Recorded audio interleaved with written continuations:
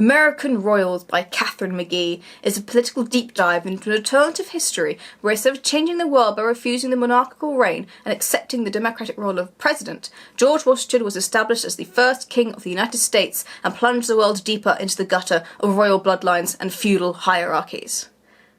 As told by a soap opera. I sort of joke. It is an alternative timeline, but not exactly a political thriller.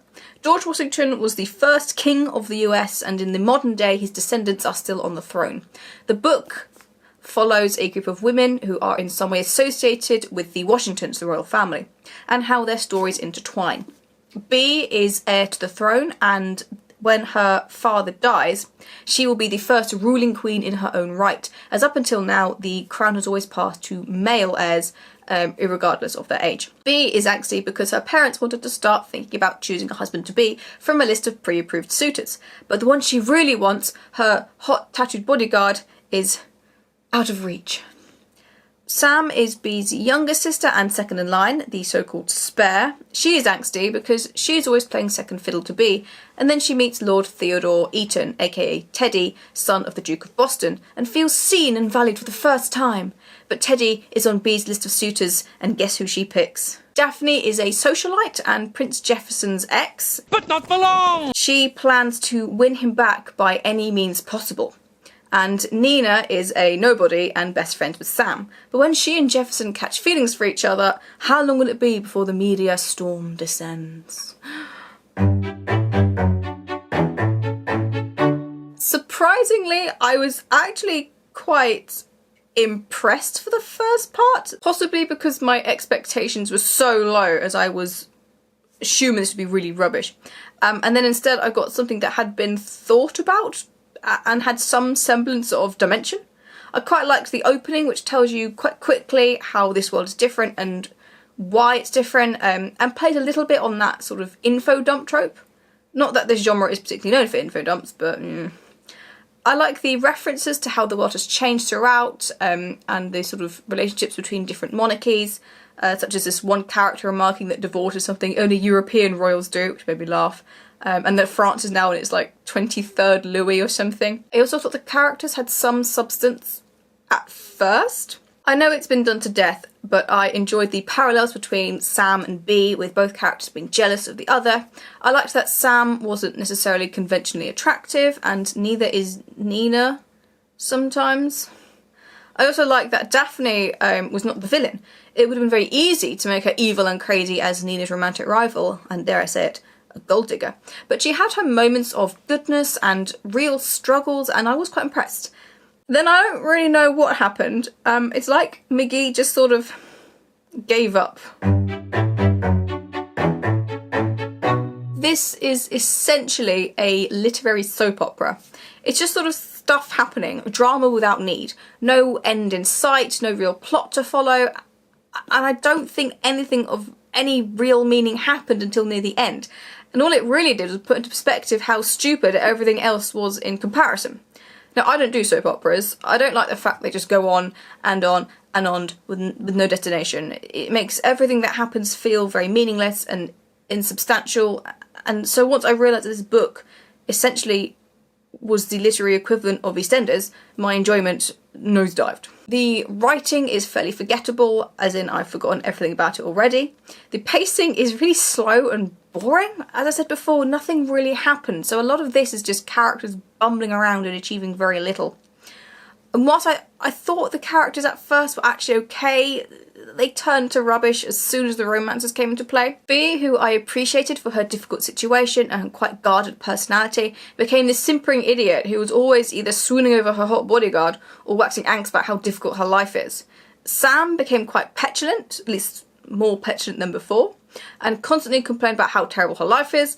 Nina seemed to lose what little personality she had initially, and everything became about Jefferson. This hit me the hardest because, just like her, I work in the library attached to an educational facility. So I was hoping for a character with a real palpable interest in literature or the community, some passion for something tangible in a book of glittering royalty. But no. And Daphne turned evil? I don't know how else to put it. She was never likeable as a person, but as a character, I did enjoy her because she was smart and ambitious and actually actively did stuff. But as the plot wore on, she became this more and more cartoonishly evil and shallow, like, aha, I shall ruin this relationship by stopping her from getting the dress she wants from this fancy dress shop, and twirling her moustache, and all that. And more of her actions weren't cleverly cold, coming from a place of desperate desire for acceptance, but they were just nasty, and it ruined her. It ruined her. The romances were pretty stupid. All of the romantic development happened either off-page or as a form of insta-love, so there was no build-up to enjoy. B suddenly announces she's in love with her bodyguard, Connor, and has been for a while, which wasn't a surprise to me because as soon as it was mentioned she had a bodyguard, I was like, oh, so that's her love interest then. And suddenly it's all this pining with no actual falling in love, which sucks because I like the falling in love bit. Sam falls in love with Teddy after a quick snog in the closet. But by the way, she goes on and on about it afterwards when B betrays her by choosing him as her future husband. You'd think they'd been in a relationship for a long time, but it was a snog in the closet. That's literally what happened. Daphne loves Jeff because she wants in with the royal family. Which, I mean, it's a fairly boring motivation, but sadly believable. And Nina, being best friends with Sam, has fallen in love with Jefferson before the story started, and is just sort of in love with him now. So again, there was no build-up. There was no moment where their feelings shifted to the romantic. It was just, they already are in love with these people, and therefore you don't get any real investment in the relationships because you don't see them grow. And that isn't how a romance is meant to be. It's a romantic book and it's failed on that front completely. Characters kept making stupid decisions, and this book relied heavily on the whole miscommunication trope because people are incapable of talking to keep its nonsensical drama going on. This, funnily enough, did not endear me to any of the characters. There was an attempt at building mystery and intrigue over the first half with regards to this graduation party that had been attended by Nina, Sam and Daphne before the events of the book, which something happened. The only problem is its attempt at building intrigue was painful and irritating, and also the events were really predictable. So by the time it was revealed, I was really tired of it. I'm like, yeah, I already guessed all that, move on. There was also this villainization of sex, which I found a bit strange, as in the good characters do not partake in the sex. They make reference to it occasionally, but they do not partake. And even when you think that, you know, there was a tasteful fade to black, they reveal that nothing actually happened. And I don't have a problem with that. I didn't really have an interest in that sort of stuff when I was 17, 18. So I found it a quite refreshing take. But you know which character does partake in the sex? Daphne, as is revealed when she starts turning evil. And I don't care if a book mentions sex or not. I don't like the full-on scenes because they make me decidedly uncomfortable. But I'm not too fussed if a book has implications of sex or not. I'm not bothered. But I do find it suspect when a book only mentions sex in reference to the nasty characters, and even then, specifically as an act of infidelity. It felt like it was passing moral judgment, which I'm not here for. There was a point after which all of the historical stuff going on got forgotten about, not in a contradictory way, just in a couldn't be bothered to think about it any more sort of a way. I wanted to learn more about how America was different, how various historical events had played out or not played out. Did the Civil War still happen? When was slavery abolished? I mean, George Washington owned slaves. When did his family finally decide to take a stance against them? What about the Native Americans? What happened to them? There are dukes or something of Native American tribes or areas, I think. But how did they end up as dukes? Did they have a better time in this version of history without presence like Andrew Jackson stuffing things up for them, or was it worse? I wanted to know and there was nothing about it, and I was annoyed. Finally, if you are hoping for a book with a nice, neat ending, or any sort of satisfying ending, you won't find it here.